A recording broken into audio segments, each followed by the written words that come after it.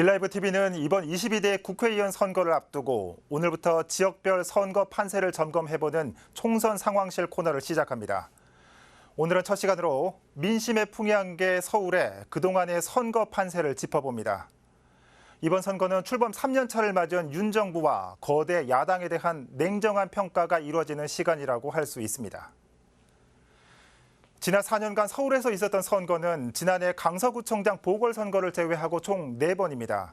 4년 전 국회의원 선거, 이듬해 서울시장 보궐선거, 그리고 재작년 대통령 선거와 지방선거인데요. 먼저 현재 국회의원을 선출했던 4년 전 총선 결과를 지도로 함께 보시겠습니다. 41대 8, 당시 미래통합당, 지금은 국민의힘이죠.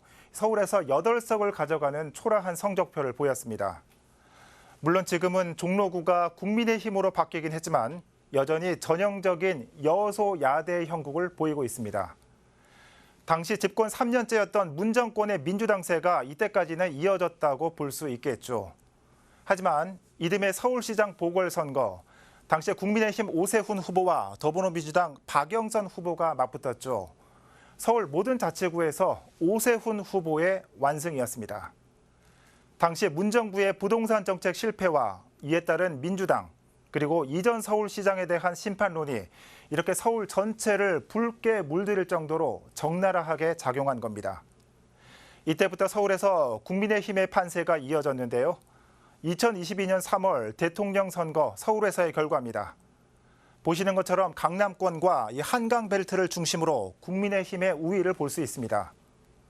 25개 서울 자치구에서 국민의힘을 선택한 곳은 14곳. 석 달 후에 있었던 지방선거에서도 서울 시민들은 국민의힘 자치단체장을 선택했습니다.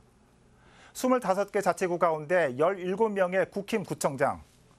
새 정권에 힘을 실어주자는 바람이 이어진 겁니다. 서울을 잡아야 선거에 승리한다는 얘기 들으신 적 있으실 겁니다. 4년 동안 4번의 선거 결과를 보더라도 수도권, 그중에서도 서울은 정치 흐름에 가장 민감하게 작용하는 민심의 풍향계 역할을 하고 있다고 볼 수 있습니다. 특히 일반적으로 강북권은 민주, 강남권은 국힘의 우세를 감안했을 때 서울의 중앙부, 한강벨트가 승부처라고 여야 모두 판단하고 있는 겁니다. 즉 서울, 그중에서도 이 허리를 잡아야 한다는 건데 이번 총선을 앞두고 이들 지역에 전현직 의원이나 인지도 높은 후보를 내기 위해 여야 모두 고심하고 있는 이유겠죠. 공천 심사 중인 여야의 대진표 윤곽은 이달 말, 늦어도 다음 달 초면 드러날 전망입니다. 서울 곳곳에서 치열한 빅매치도 전망되고 있는데요. 앞으로 계속될 저희 총선 상황실에서 자세한 서울 판세 전해드리도록 하겠습니다.